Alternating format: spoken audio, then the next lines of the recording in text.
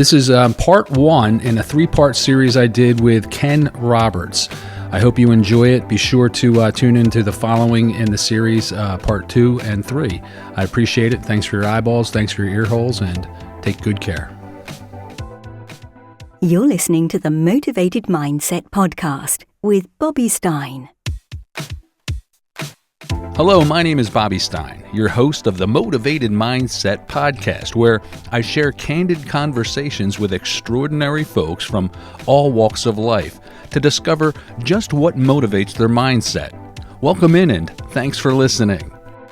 Started right now. Hello, everybody, and welcome into another episode of the Motivated Mindset Podcast. And I trust that wherever you're watching or listening today, that you're doing absolutely fantastic. I know I am, because I have a guest that I've never met in person. This is the very first time, but I was introduced to him through his best-selling book entitled A Rich Man's Secret, and of course his trading course, The World's Most Powerful Money-Making Manual, or TWAMPM, as it was referred to. And that was about 30 years ago, about 1995. And this gentleman is he's an entrepreneur, he's a writer, he's an author, he's a storyteller who has a unique perspective on viewing the world, mostly the inner world, the world of thoughts, and of course, what lies just beyond those thoughts.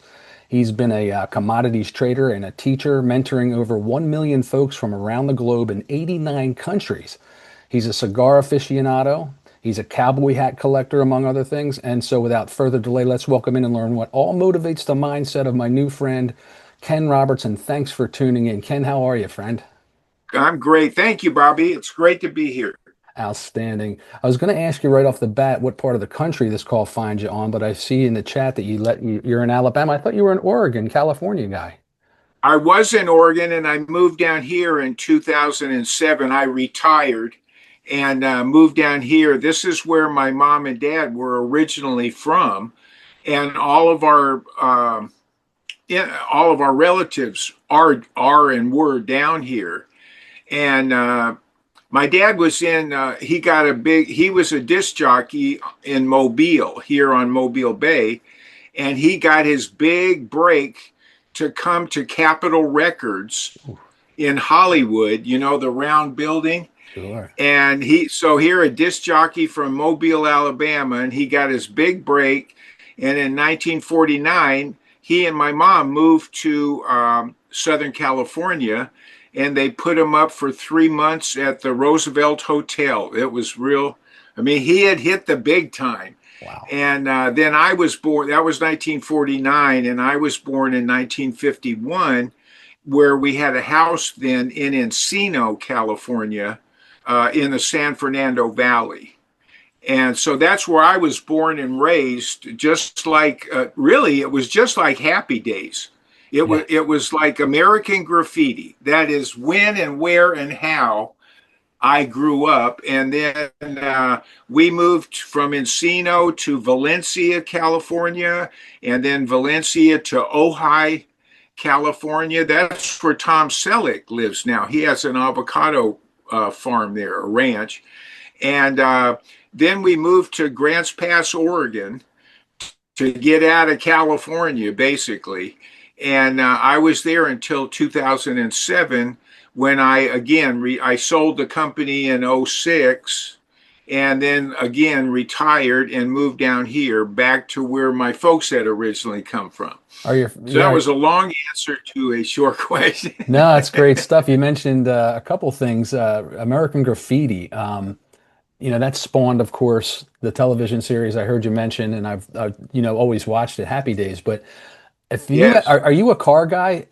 Do you like the classics? I do, but I'm not a collector or anything like that. I watch Jay Leno's Garage on YouTube every week. It's so serendipitous. Speaking of that, I was listening to, and I'll tell you what my favorite car is from American Graffiti. I gotta say it was that 58 Impala ridden by Toad and Ron Howard's character, the white one with the red interior. Yeah. That was the best. Yes. I know everybody, they like the 55 Chevy that, who was that actor? Indiana Jones. You have kind of his hat on right now. Harrison Ford. Harrison Ford. Yeah, my dad, in fact, had a 59 Impala. Oof. And that's what I got to drive my date to the high school prom. Outstanding. Yeah. Outstanding. But you had mentioned, and we're going to get into the thoughts and everything like that, but you had said, the theme, the general theme that runs through A Rich Man's Secret, Ken, is take the first step, no more, no less, and the next will be revealed to you. And I've used that as like, as I'm giving podcasts and shorts and stuff, and I'll say that's how you do it. And through feedback and the universal, energies at play, we can Right. get that next move. Well, I was listening to something on the way home this afternoon, and you had mentioned, what do you love to do most? And what are you going to do about it in that thing? And you clapped your hands like right now. When that comes to you unconsciously, what do you like to do the most? And of course, I love to do the podcasting. Well, there's a fella that I follow through all these different things. Well, on the way home, I stop at the gas station to get some tobacco product. And this guy walks by and I follow him in and I walk in. I said, "Excuse me, are you Sean French?" He said, "Yeah." I said, "Get out of here." And so one thing led to the next over the course of the last couple of hours. So what you speak of in that book it really resonates and rings true. So I'd like to ask you, what was the genesis for that book? And is it like autobiography? Are you like Victor Truman, the main character? How did that all come to be? Yes. Yeah. It was kind of autobiographical. Yes. And um, I had been, well, all my life, ever since junior high school, I've been a seeker. And I Yeah. was reading, and I was reading Emmett Fox and Hal Yeah. Spinsky and Krishnamurti and Course in Miracles, and Yeah. not in junior high, that was later. But I have this long list of spiritual practices or programs that I was following. And at that time, I was in Vernon Howard. Do you know that name? I got him from your company, Four Star Books, Yes. Psychopictography. I wanted to ask you about him later, but go on. Yes. Well, I was heavily involved with his foundation at that time. And Wow. he was headquartered in Boulder City, Nevada. Yes. They had built a big building there. It was all volunteer effort. They kept the whole thing going by having two huge rummage sales every year. And it was all volunteer labor. That's why my wife and I would go there. And it was mystical because he took the world's refuse and put it to good purpose. And they would, when all the sales were, it was huge in Boulder City. People would come from states around to come there. And one family I remember meeting, they would, at the end of the sale, it would get to be a buck a bag day. So all these clothes in a big brown bag, and it was $1. And this family came every year, loaded up their van with buck a bag clothes, and would drive it down to Mexico somewhere to some village Yeah. and put all of this to good use. And so every month, Vernon Howard had a banquet, he called it, and we would go for one weekend every month. And it was like a big pot. It was like a big potluck. And there we would provide our own entertainment and like a talent show every month. And then Vernon would give 3 or 4 talks. Hmm. These were like 40-minute talks. Excuse me. One of those was this idea of know where your body is, keep your mind and your body together. Where most of us are off in thought most of the time, and we're just going through life automatically. And we're doing things automatically, but our mind's off here just racing, whopping up trouble or fantasizing or whatever it's doing. And the point of that is to put your mind and your body together. So right now, I know that I'm sitting here, I can feel the weight on the chair, I can feel my feet on the floor, I know where my hands are. And that's what you come back to now. And that was the other line in that book. Now is how. Yep. And that will always answer any issue that's going on in your brain. You go, wait a minute, just come back to now. You take a breath. So that's where that came from. And then, much like, I always loved the stories of Paul McCartney said he had taken a nap and he woke up and the song Let It Be was just there. And he got up from his nap, went to the piano, and it just came through him. And I always love stories like that. Absolutely. But it never happened to me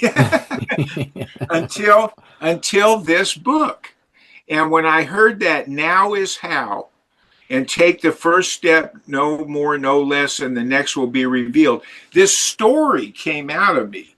So we were in Ojai at that time, and I got my son and daughter, and we went to, cause my company was really starting to cook by that time. We had 42 employees, and I took I needed to get away from all of it though to do this, and I took my son and daughter, and we flew to Maui, and they found me like the best room on the island. It was right on the beach there with that walkway, in Lahaina. Oh my gosh. And everyone was walking by my little bungalow, and you could hear them saying, "I wonder who's in there." Just me. Yeah. So Jeff and Nikki went out and parasailed and did all that stuff, and I sat there and I filled up legal pads with this story that just came out of me. Unbelievable. I love that inspirational stuff. And it's so fascinating too, like you say, how artists, musicians in particular, the song will just kind of channel through them. They Yes. can't describe where it came from. Now, speaking of musicians, you play drums? Yeah, I made my living playing drums for 15 years. And it was very businesslike. My best friend, Bill Cavino, in junior high school, he and I met in the bike rack at junior high school. He had just moved from Connecticut. His family had moved to Southern California. He and I met and became fast friends. And he had studied accordion with, very seriously with a great teacher in Newhall, California. And he was learning to play what they called casual jobs, which is like weddings, bar mitzvahs, corporate dinners, private parties is what it was. And he had started to get some success there. And he said, "Listen, why don't you pick," because I had played the drums since elementary school. But I was serious about it. I didn't have a drum set until he offered to do this. I was what you'd call a percussionist. And I knew, the snare drum and the timpani and the cymbals and the triangle and the bass drum. And I played them and read the music. So, like I was a serious drum student. I wasn't just hammering on a set of drums in my garage, So I approached it like a business. That's why I said that. Interesting. And he said, this thing, I'm doing well. If you go get a set of drums, you'll be my drummer. So I did. And I remember at the time it was like $1,100 for this beautiful Ludwig drum set. Ringo. And we started playing. And we were playing three and four parties, mostly wedding receptions, every weekend. Oof. And he and I both made our living doing that. And we also taught at 2 music studios. And I had 40 students a week, and he had about the same. So we totally made our livelihood off of music for about 15 years. And what's your favorite genre? What do you like I like a bunch, but the old stuff. I'm not into anything new anymore. Like, what do you like? Who's your favorite artist? Who do you like listening to? And Elvis, and here, I'll go to my music. There you go. Here are my playlists. And I love Somewhere in Time. Have you ever listened to the soundtrack? I love the movie with the painting. That is Christopher Reeves. Unbelievable movie. And I'm into all of it. Danger Zone, Magnum PI, Gotcha. Huey Lewis and the Yeah, he's News, fantastic. Wilson Pickett, ZZ Top, James Brown, Hank Williams Jr. You're all across the board, man. Yeah, yeah. Very a And by varied the way, taste. when my dad went to Hollywood, it's very interesting. Country music was called hillbilly music back then, and they want Capitol Records wanted to elevate it, so they renamed it country western. Yes. And they brought my dad out to Hollywood to promote all of the country western stars. So I knew, I mean, he worked with all like Tex Ritter, Ooh. Tex Williams, Jimmy Wakely, Molly B, Margaret Whiting. I mean, he was working to promote and lift. I mean, we used to get, my dad was actually partners with Colonel Tom Parker, and he was promoting Elvis. Elvis started out on a thing called the Louisiana Hayride, and it was like local music. That's probably where you see one of those classic Elvises up like on a trailer. The black and white, yeah, on the stage. Yeah, on a trailer bed doing his gyrations and all that. Probably was the Louisiana Hayride. And but my dad just couldn't take Colonel Parker. He didn't like his morals or his ethics or anything else. So he's split the partnership. And I would always say, "Oh, great timing, Dad! Yes, split from the Colonel just before." Just as yeah. So we would get, although he was with Capitol Records, also Elvis was at the beginning, and we would get all of his latest albums before they hit the music stores. Wow. And all the kids in my neighborhood went nuts because, can I borrow your album? And Sure. I mean, we were playing this all over. And then one time Colonel Parker came to our house for dinner, and the Colonel and his wife. Well, word got out around the neighborhood, and we were in the suburbs of Encino, so it was like 50 houses to a city, to a block, Yep. and they were driving around. There was a train of cars going around our house trying to get a glimpse of Wow. Colonel Parker in our backyard having a barbecue. And how old were you, Ken, at that time? I was 5. And by the way, that's where I think my dad, that's where cigars started. That's where I was going. Tell I the was story, 5, yeah. I was 5 years old, and the Colonel smoked these little Cuban cigars. And I don't remember this, just my dad telling me that I kept asking the Colonel if I could have one of those little cigars. And he was laughing at me. And then finally he says, well, if you can, or if you can smoke this without getting sick, I'll give you $5. It's a lot of money. And so I was thinking my mom must not have been around. I don't know. She was in the kitchen or something, because they let me do it and I smoked it. I did not get sick, and he gave me $5, and I should have framed it and everything else, but I was 5 years old. And my dad always said that was my first paid performance. You were destined for greatness. Yeah, yeah. That is absolutely outstanding. Oh my gosh. So, with the music scene and everything, what intrigues me about that was the Wrecking Crew, right? With yes. those, like Hal Blaine, the drummer. I always thought he's my favorite drummer. On all these different albums, I love the drummer on the Yard. All these different acts: Crosby, Stills, and Nash, the Beach Boys, the Monkees. And Turns out it's the same guy. It was the same guy. Did you watch that documentary? And Hal, I've watched it 3 or 4 times. Glenn Campbell, I love. I know. I love the Glenn drums. Campbell was a Beach Boy. He was. I did not know that, but he went out with them for 6 months. And he said, this was such hard work. I made more money sitting in the studio. So he quit after 6 months. Yeah. And how I'm about gonna refill my coffee, but I can hear you. Yeah, go ahead. And how about Tedesco, and my favorite's Carol Kay, the bass player. I play the drums as well, Ken, but I just recently picked up the bass guitar about 3 years ago. My brother is a luthier. He hand builds guitars, and he does really well for himself. And he hand built me a P bass, a precision bass. Right. But Carol Kay, all those guys. And then you had later on kind of the same thing, right, with the Swampers, and then you had Yes. the Funk Brothers with the Motown guy.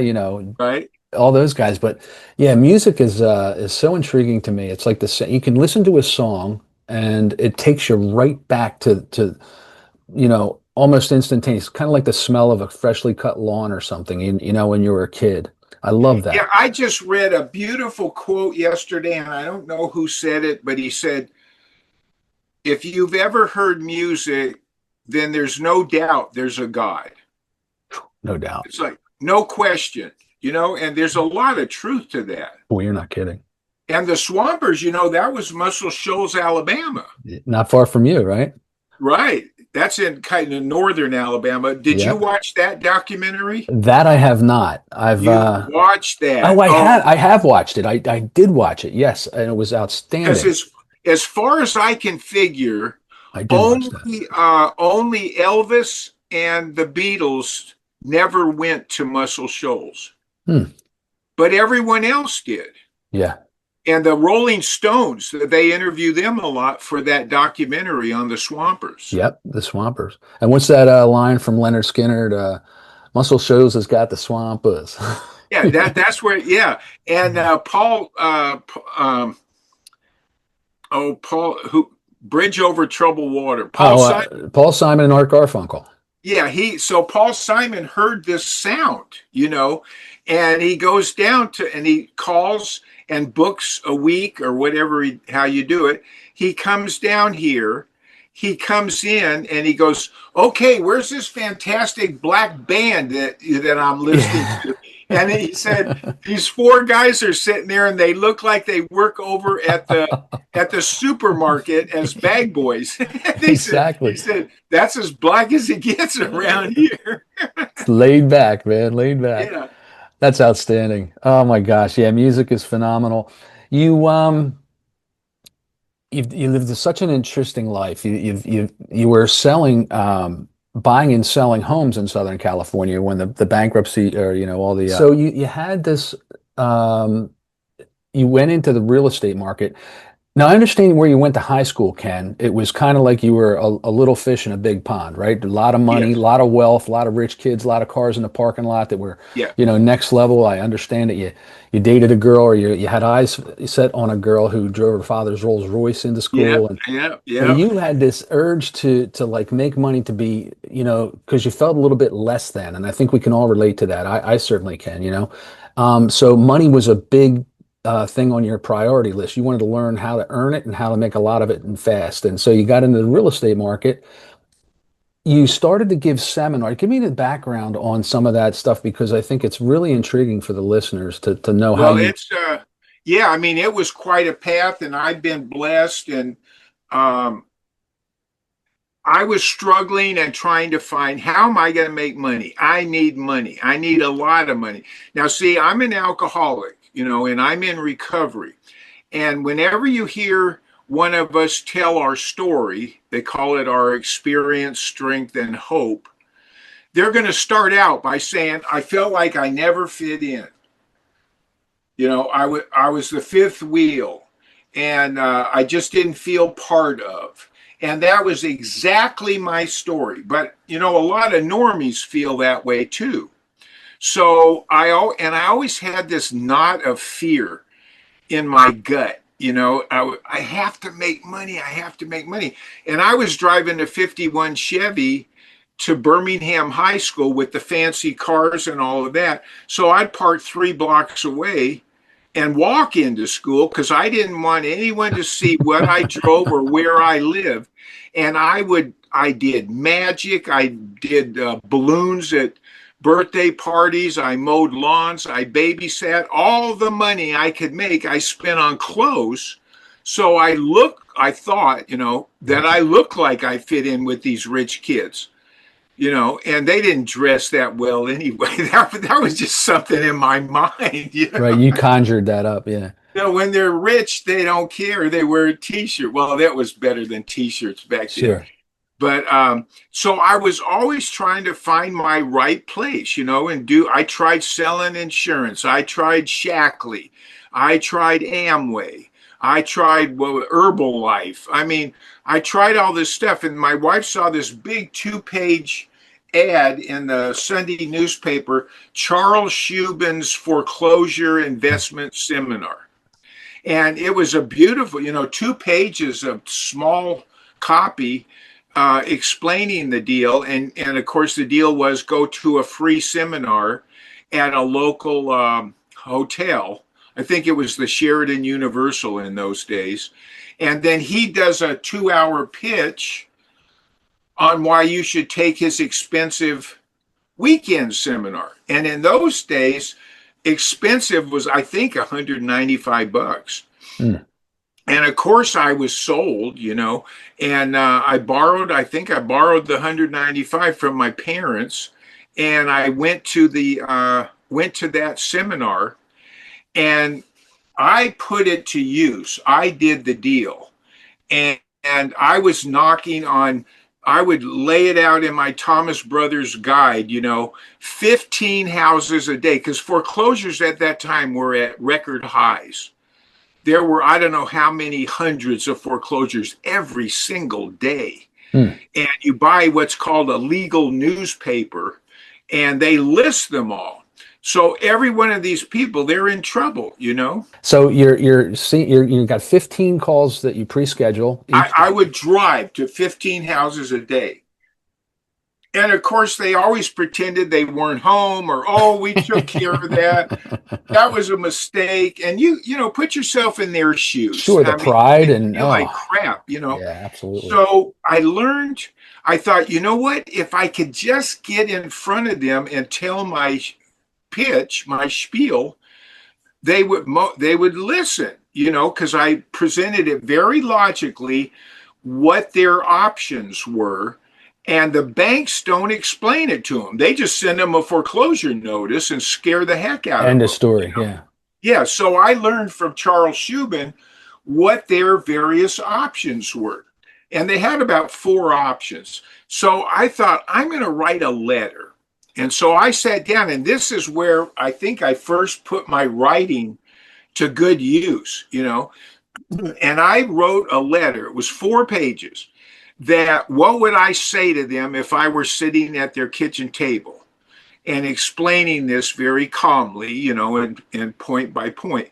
And I put a 4-page letter together. I put it on, it was called Idea Art. I don't know if they still exist, but they had hundreds and hundreds of letterheads and envelopes that were 4-color printed. Ooh.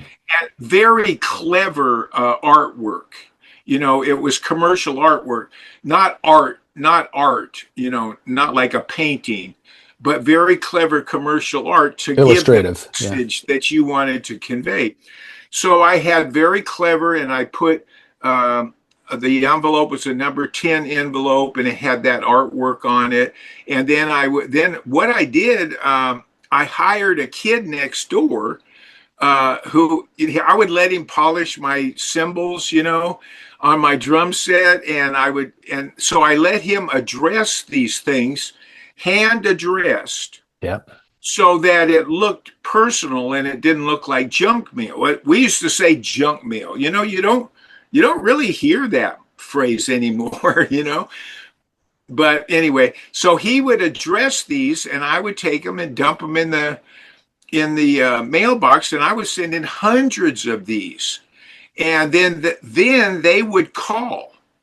And the ones who called, now you're invited into their You've got a warm welcome. So you would send these to the homeowners on this nice, slickly, personally handwritten piece of illustrative material, and they would open it up, and now you've got a warm introduction. Yes, and they're actually inviting me into their home. So it's a flip whole the table. ball game. Flip the table. It's a whole different ball game. So I would buy and sell foreclosures. Yeah, so intriguing, man. I'm really. It's been a wonderful ride. You have, yeah. I What a know. story. What a Yeah. story. I met you. I mean, when I came across your work, I think I got a piece of your stuff, a direct mail piece. I don't know how. I was always into like the Napoleon Hill and the power of the subconscious mind, Yep. and Yeah, me too. you Yeah, know, me too. who is it? Psycho Cybernetics and Joseph Murphy and Neville Goddard. You know, How Neville. about U.S. Anderson? Ulysses S. Anderson. I think I got my book from him through you. It's Yeah, called The yeah, Magic Key. You get all the way to the end of the book and says, "You are God." yeah. It's like unbelievable, man. You were a big part of my instrumental of my journey, and I just find it so intriguing how that all how that works out and comes to pass. I just So I'll be 74 in August. How old are you, Bobby? I'm 62. Oh, you're a kid then. You got God bless you. yeah. Oh, well, let's see here. Less than a minute. Okay. This is part one of a three-part interview that I conducted with Ken Roberts. Kindly tune in to catch parts 2 and 3. And I appreciate you watching and I appreciate you listening. Take care. You've been listening to another episode of the Motivated Mindset podcast with your host, Bobby Stein. Thank you for tuning in.